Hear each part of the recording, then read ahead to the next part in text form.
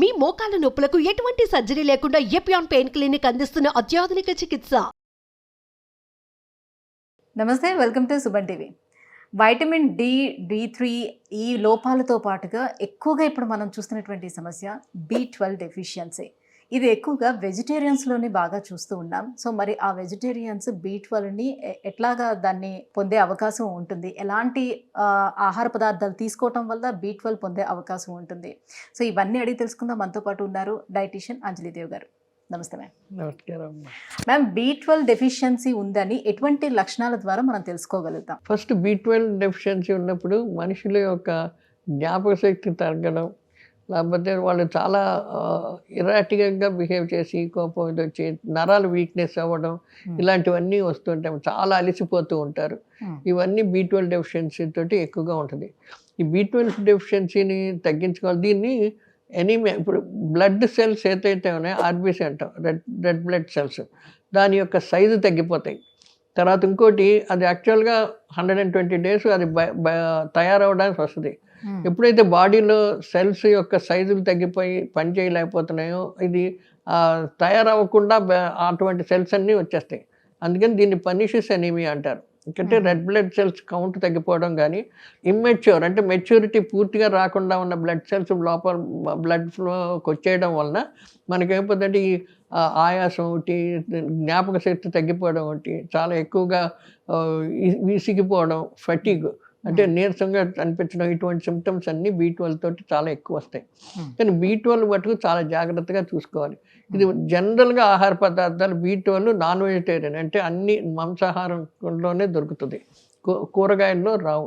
ఇవాళ రేపు ఏం చేస్తున్నారు అంటే చాలా మటుకు కొన్ని ఫార్టిఫై చేస్తున్నారు. కొన్ని వెజిటబుల్స్ ఏంటి, లేకపోతే ఆయిల్ ఉంటే ఆయిల్ని ఏమైనా ఫార్టిఫై చేయడం, అలాంటివి చేసినప్పుడు మనం జాగ్రత్తగా B12 అన్నది హీట్ లెవెల్ అంటే వేడి తగిలితే చాలా పాడైపోద్ది. అవి జాగ్రత్తగా దాని ఇది చూసుకోకుండా B12 కావాలనుకుంటే అటువంటి ఫార్టిఫైడ్ ఫుడ్స్ కానీ, లేకపోతే బాటిల్స్లో డబ్బాల్లో రాస్తారు, నూనెలో కానీ ఫ్యాట్స్లో కానీ B12 ఫార్టిఫై చేసి ఇస్తారు. అటువంటివన్నీ వాడుకోవడం మంచిది. లేకపోతే B12 బాడీలో ఉన్న రక్త కణాలు సైజులు తగ్గిపోవడం, లేకపోతే చిన్నవైపోవడం, దాని యొక్క ఎఫిషియన్సీ తగ్గిపోవడం వలన ఒక టైప్ ఆఫ్ ఎనీమియా ఉంటుంది. దాన్ని iron deficiency, folic acid deficiency anaemia అంటే మీరు అది తినేస్తే మీకు ఆటోమేటిక్ తగ్గిపోద్ది.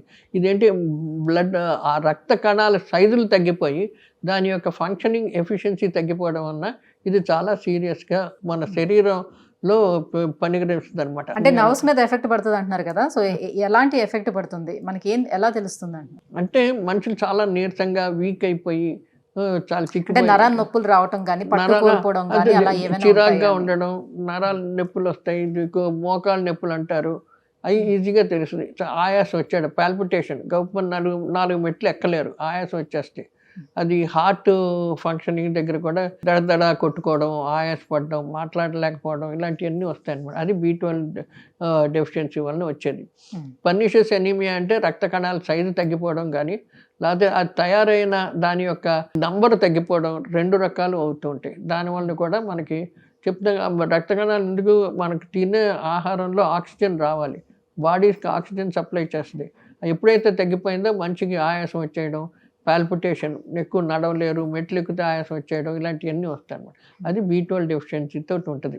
అయితే సప్లిమెంట్స్ తీసుకుంటున్నారు కదా మేడం, ఇప్పుడు ఈ మధ్యకాలంలో B12 సప్లిమెంట్స్ తీసుకుంటున్నారు. ఇంకా అదే సప్లిమెంట్స్ మీద ఆధారపడాలి. బికాజ్ వెజిటేరియన్ ఫుడ్ ఎక్కువ B12 నాన్ వెజిటేరియన్ ఫుడ్స్లో ఉన్నాయి.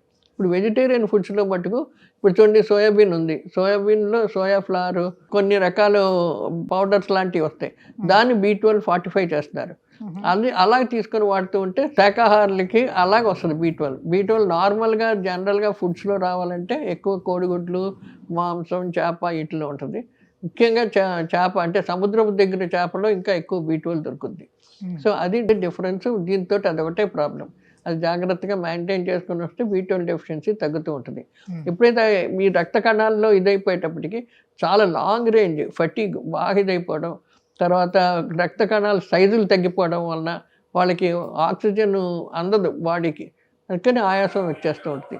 ఇలాంటివన్నీ తగ్గించుకోవాలనుకుంటే B12 ట్యాబ్లెట్స్ కానీ, లేకపోతే ఫార్టిఫైడ్ ఫుడ్ B12, ఇప్పుడు సోయాబీన్ ఇలాంటి చాలా వాటిల్లో మైదా కొన్ని వాటిల్లో ఫార్టిఫైడ్ B12 అని వస్తుంది. ఇప్పుడు సాల్ట్, అయోడైజ్డ్ సాల్ట్ అని ఎలాగ వస్తున్నారో ఎస్.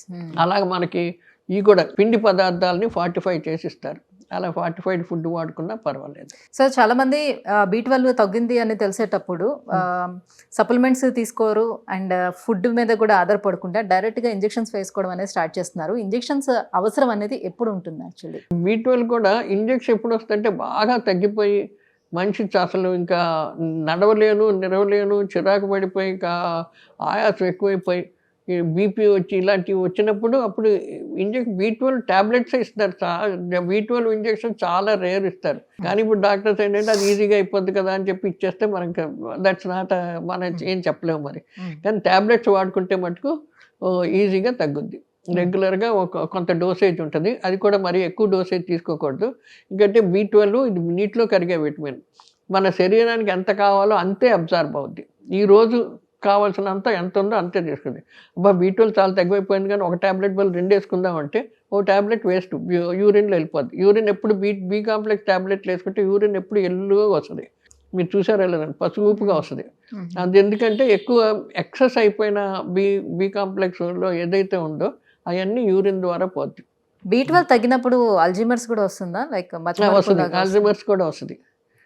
అదే మైండ్ చెప్తా, ఈ నరాల మీద ఎఫెక్ట్ వస్తుంది కాబట్టి అల్జీమర్స్ వస్తుంది, పార్కిన్సన్స్ వస్తుంది. ఈ రెండు కూడా B12 తగ్గితే వస్తాం. అది ఎర్లీ స్టేజెస్లో ఉంటే అల్జీమర్స్, పార్కిన్సన్స్ వరకు వెళ్ళాం మనం. అది జాగ్రత్తగా ప్రొటెక్ట్ చేసుకోవాల్సిన అవసరం ఉంది.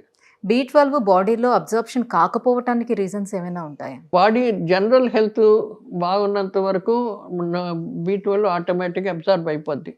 కానీ బాడీ హెల్త్లో తేడాలు ఉంటేనే కంటే బాగా ఎనీమిక్ అయిపోయి శరీరం చేయలేనప్పుడు అవుద్ది. కానీ నార్మల్ బాడీ ఏంటంటే ఏమో నీటిలో కరిగే విటమిన్లు ఎంత కావాలో అంత అబ్జార్బ్ చేసుకుంటుంది. మనకి ఎక్సెస్ ఉన్నా కూడా యూరిన్లో వెళ్ళిపోతూ ఉంటుంది. ఈ బి కాంప్లెక్స్ వైటమిన్స్ తోటి మనకి ఎక్సెస్ ఉంది అన్నది బాడీ ప్రాబ్లం ఉండదు. ఎక్సెస్ అంతా బయటికి పోతుంది. Thank you ma'am. B12 వల్ల ఎలాంటి ప్రాబ్లమ్స్ వస్తుంది అది లోపించినప్పుడు? సో దాన్ని ఇంక్రీజ్ చేసుకోవడానికి ఎటువంటి ఆహారాలు తీసుకోవాలి? ఈ విషయాలు తెలియజేసినందుకు thank you so much. Thank you.